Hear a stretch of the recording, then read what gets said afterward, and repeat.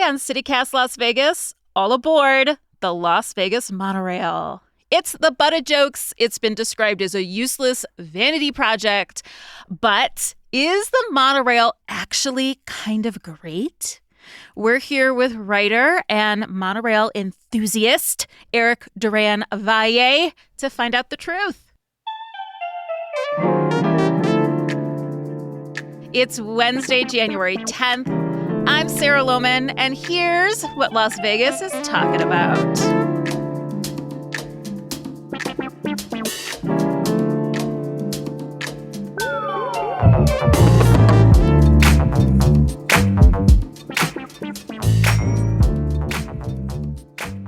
Hi, Eric. Welcome to CityCast Las Vegas. Hey, Sarah. Great to be here again.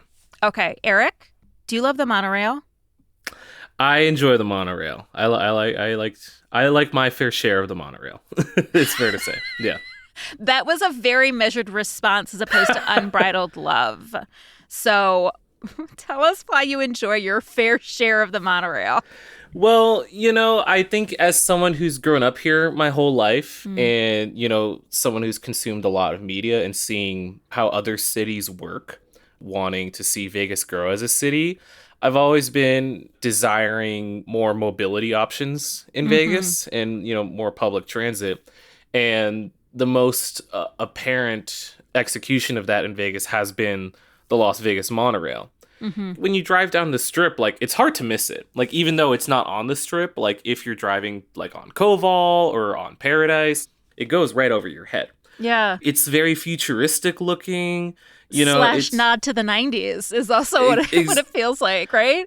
It's what the 90s thought the future was going to be, I think.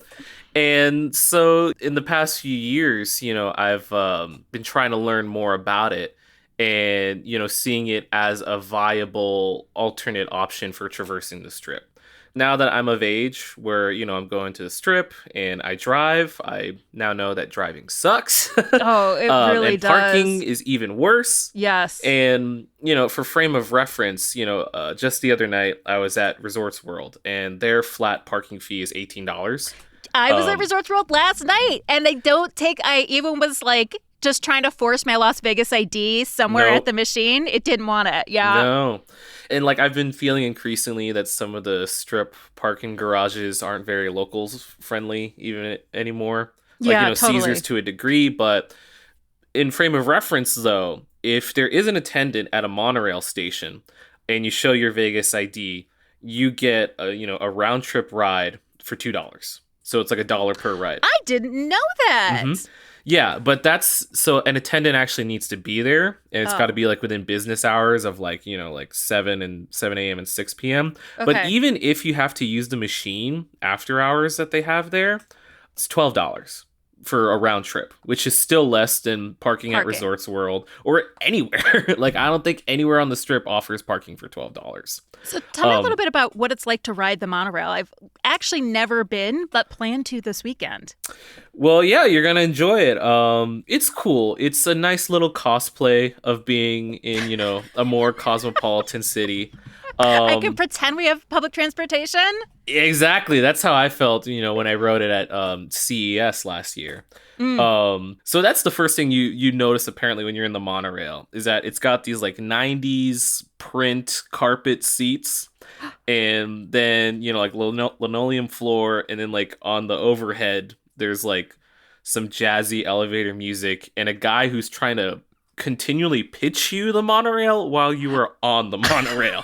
And it was congratulations, you're above the traffic. Saying stuff. It's guys, I'm already here. You already got my money. You don't have to keep selling it to me. I'm already here. But then, when you make that sharp turn and it has to stop, it he turns very serious. The monorail has come to a stop. And I had to reassure the two tourists. The danger. Yeah. I had to reassure the two tourists in there with me, that's normal, guys, it's fine. It's gonna start back up in a second. Yeah.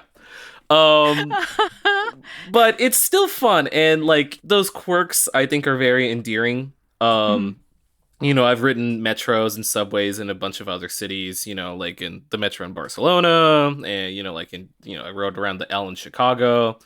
And I've seen how like cities that are more reliant on those systems are built, and like how apparent they are in their communities and how connected they are. And I think that's something that's still to be desired and longed for on the monorail. Yeah. But, you know, if your objective is that like you're going to the Strip and you want to save some headache, like I think the monorail's a pretty good choice. You know, I tell people about it and they start doing it. Like, you know, they tell me like, yeah, I went to see a Golden Knights game and I took the monorail. Or like, oh, we were having dinner at the Taco Bell Cantina, so we took the monorail. Because like my hack, I think I might have mentioned this before, park at the Sahara, which is free. And then the Sahara has a monorail station built into it. It's like near where the Starbucks and the hotel check-in is. Like they really hide it away. So I read your Desert Companion article, which I thought was really fascinating, beautifully written. You take the monorail stop by stop and sort of talk about both the history, the present, and maybe the future that never was. So you mentioned actually that the monorail was planned the same year as one of the most famous Simpsons episodes, I think. Well, sir, there's nothing on earth like a genuine, bona fide, electrified 6-car monorail. What I say? Monorail. What's it called? Monorail. That's right, monorail. Monorail. There was sort of a kind of wave of monorails happening in cities across the country all at the same time, with Las Vegas being one of them. And I think that's what The Simpsons was kind of poking fun at. The Disney parks had just gotten a big facelift. And so part of that was like a monorail. And then suddenly a lot of cities were trying to do something similar to those Disney monorails. Yeah. The Simpsons monorail episode aired in 1993. And that's also the year the Las Vegas monorail was planned. So can you give us a little quick overview of the monorail's history?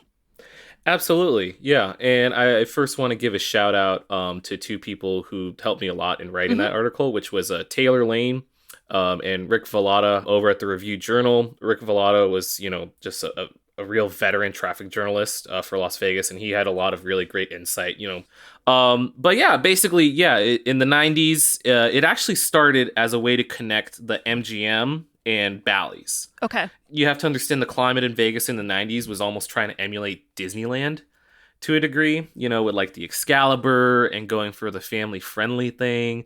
That's absolutely what it feels like when I look at it. It reminds me of like a theme park from the 90s. The company that made the monorail train is the same one, I think, who made it for Disney. I mean, that was the vibe of the Strip in the 90s. Like, literally, they were stealing people from Disney, Exactly. who worked from Disney to create our resorts at that time, places like Excalibur and, you know, all the cheesy ones. MGM. Exactly. The original version of MGM that was, like, Emerald Road related, you know, Wizard of Oz related. Mm-hmm. You know, it was pretty popular when it first launched. Obviously, there were critics who ended up being vindicated by history about it. But the popularity of it and more the promise of it was really liked by investors and developers and the county. And so they agreed to expand it all the way down the Strip.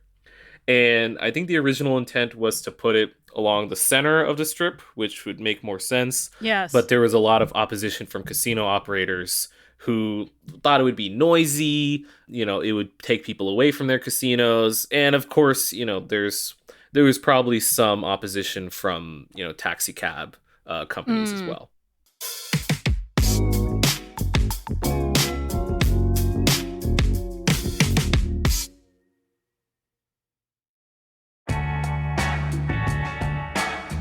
Hey there, CityCast Las Vegas listeners. You probably heard the announcement, but if you didn't, our beloved newsletter editor, Scott Dickensheets, is retiring, and that means his job is up for grabs.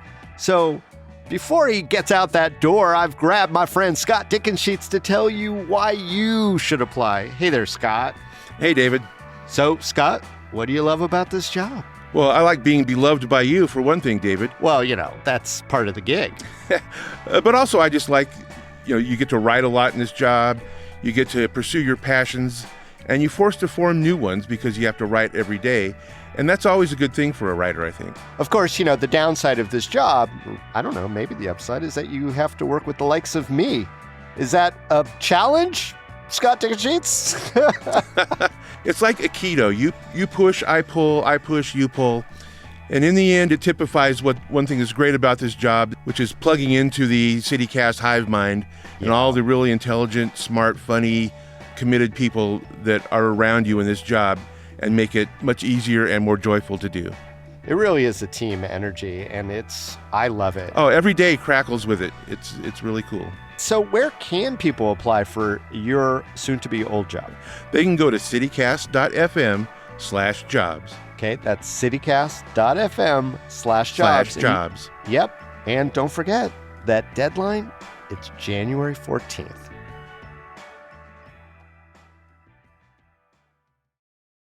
So, they built the monorail and it's behind schedule and over budget, and it's having a myriad of problems when it starts.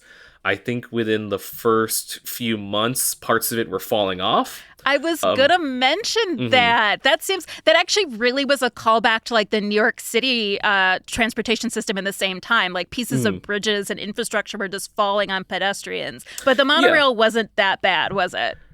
No, one was that I think it collided with an electrical wire, which caused some arcing, but no one was hurt. The most probably serious thing that could have happened was a wheel fell off the monorail into a parking lot. And, those wheels are big.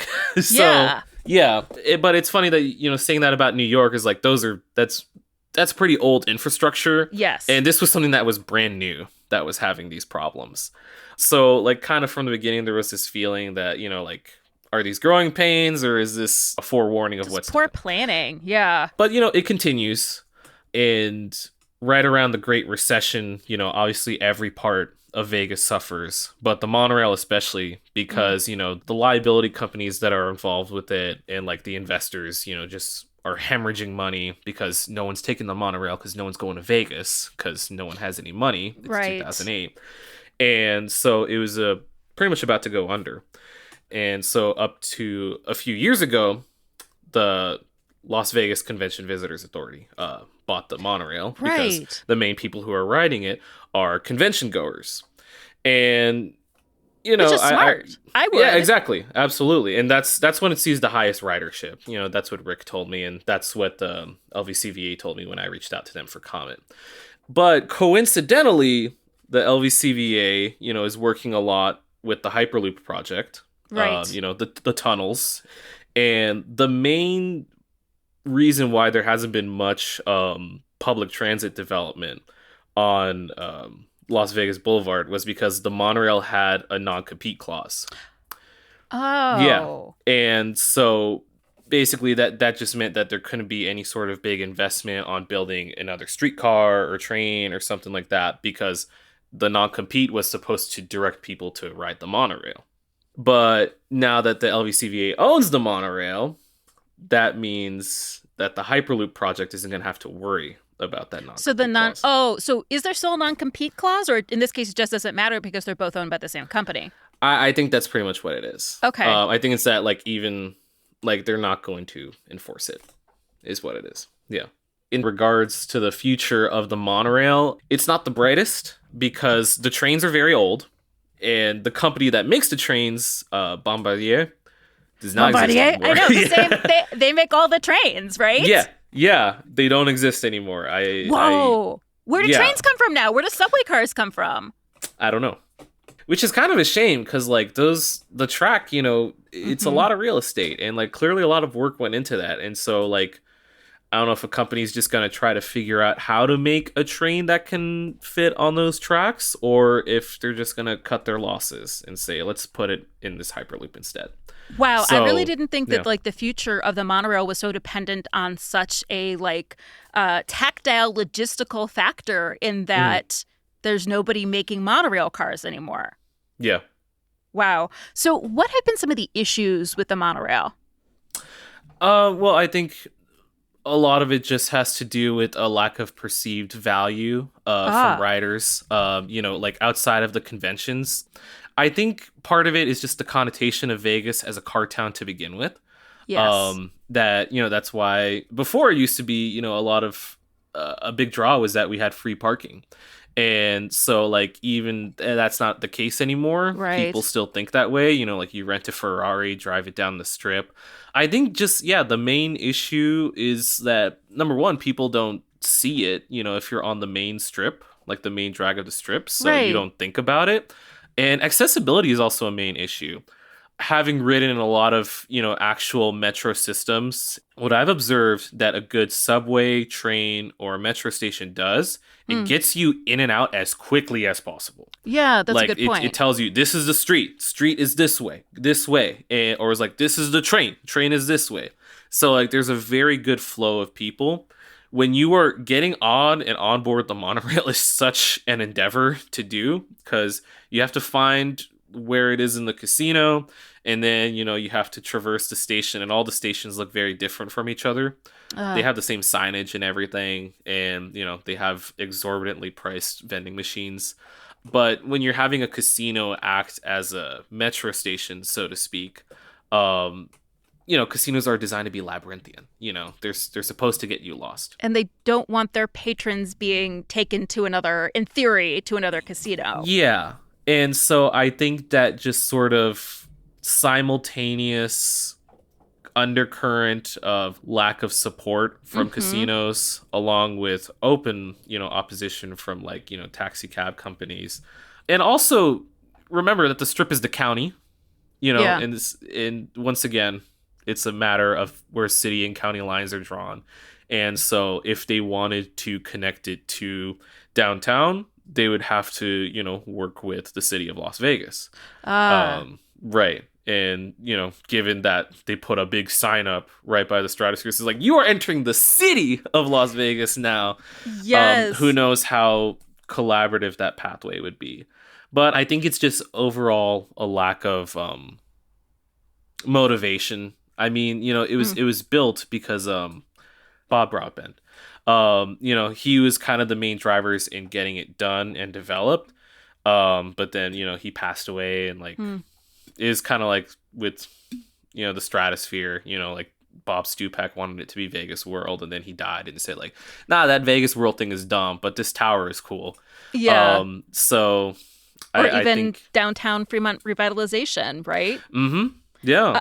So it sounds like the reasons that the monorail, like, didn't really take off are sort of multitudinous, that it has to do with, like, city and county being able to work together. It has to do with that the monorail, you don't even really see it. So how are people really thinking about it? It feels like a secret when it should be public transportation. And it always is strange to me that the casinos thought about it as taking patrons away rather than bringing patrons to them. It works both ways, right? Yeah. But all those things together seem like a real mess.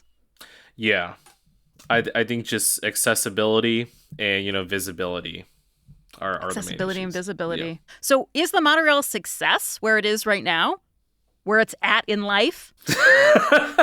I don't know. I mean, it is what it is. So the main point that I reach at the end of that essay is that the worst thing about the monorail, you know, isn't that it's a little shaky, or that, you know, it's doesn't exactly get you where you want to go. It's just that it's a vision of what could be. Like, you know, because, like, we're always speculating, like, man, what if it went to the airport? Or, like, what if it went by UNLV? Yes. Or, like, what if it went downtown? Like, you know, it's just a constant sort of tantalization, you know, tease of, like, man, this is what we could have, but, you know, it's a bummer that we don't. But I recommend that every local ride it at least once to get an idea, and maybe that will fuel greater interest in transit in our city. Okay. Yeah. I mean, I want to pull out kind of on that one line that you wrote in your Desert Companion piece, which we will also link in the show notes. You wrote, when we lack proximity to another human being, our empathy for them evaporates. And I feel like that sentiment really resonated with me. Can you say a little bit more from your perspective on the role of public transportation and empathy? You know, I was just talking about this with someone last night. You know, when you're in traffic and, you know, the person in front of you is driving slow, it's not a person, it's a 2000 hunk of metal that won't get out of your way. Yeah. And, you know, so it's very easy to dehumanize other people, who have their own problems and story, and just kind of view them as an obstacle.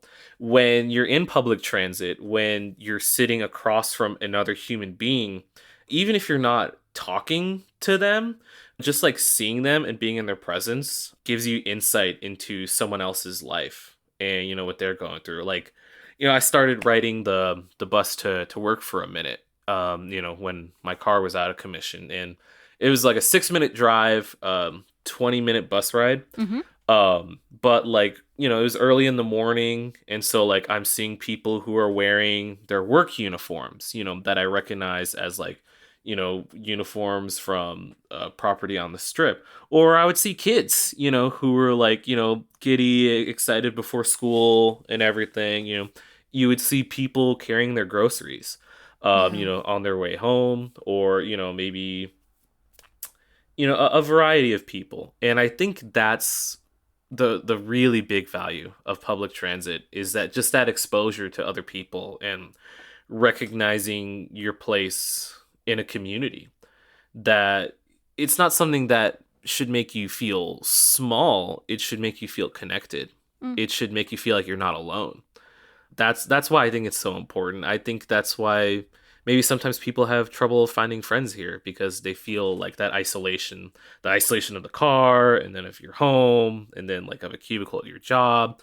It makes you feel very disconnected from someone. Whereas if you're in these kind of quote unquote third places, whether it's a stationary place like a coffee shop or a public transit option, you gain greater empathy for other people. I think that's so beautiful, Eric. Thank you so much for being with us today. Thank you.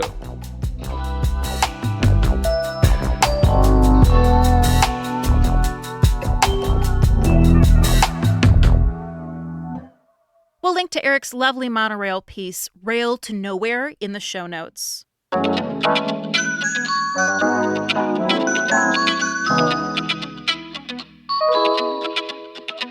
That's all for today here on CityCast Las Vegas. If you enjoyed the show, give us some stars and a review on Apple Podcasts or Spotify.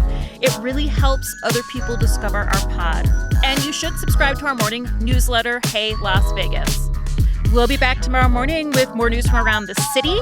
Until then, monorail, monorail, monorail,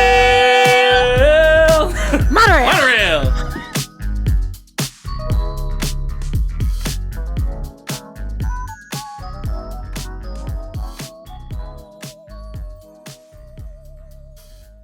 Yeah, my favorite public transportation moments are always when there's something else really crazy going on and you lock eyes with a stranger across from you. I didn't want to add that in. Yeah, you're having that sort of like, we're stuck in this together. Like we're going to figure this out. It was too beautiful for me to make a joke at the end, but it's so true. It's such a privilege to like connect to a stranger with like, did you see that? Is that happening?